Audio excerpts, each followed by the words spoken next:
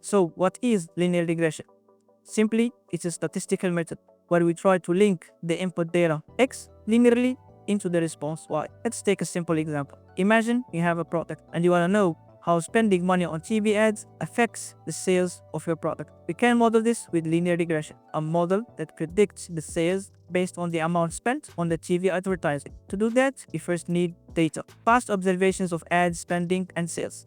Then we train a model on that data so it can predict future sales based on the new ad budgets. At the core, we're just trying to find the best straight line that fits through the data. This line has two parts, an intercept and a slope. Now, here is a way to visualize. Imagine each data point as if it has gravity. It tries to pull the line toward itself. The best fit line is the one where all these forces balance out. That's the point of fitting, to get the line that's pulled into the right place by the data.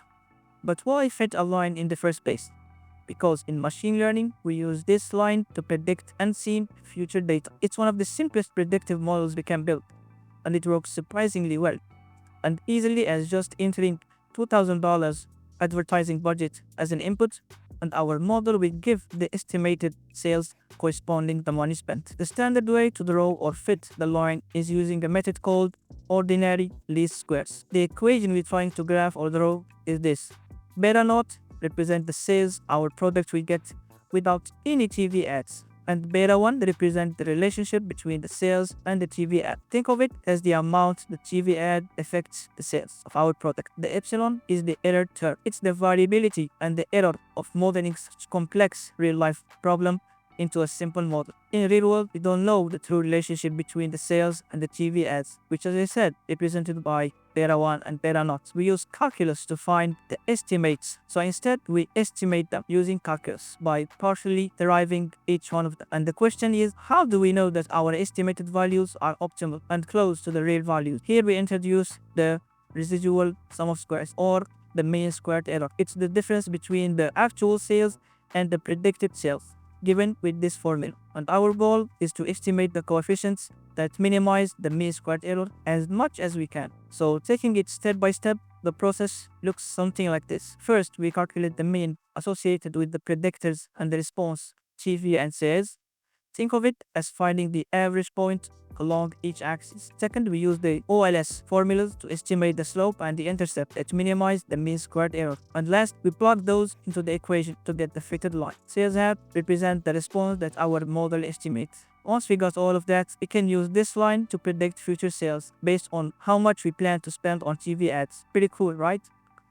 Now, after we fitted the line and everything's good, someone might ask how well the regression line fits the data, and can it make accurate predictions on future data? Here, there is ways and methods to validate the drawn line. Think about linear regression. It makes an assumption that the relationship between the response and the predictor is linear. So it's like the sales have a linear relationship with the money spent on ads. The more we increase the money spent on ads, the more sales we get. In real life, it's so unusual to have such a linear relationship between a response and predict. So before jumping into fitting a model, it's crucial to analyze the data and study if the response is closer to being linear or not. These listed methods helps us evaluate and fit the regression line. One of them called R-squared, which measures how well the linear regression explain the variability and the variance.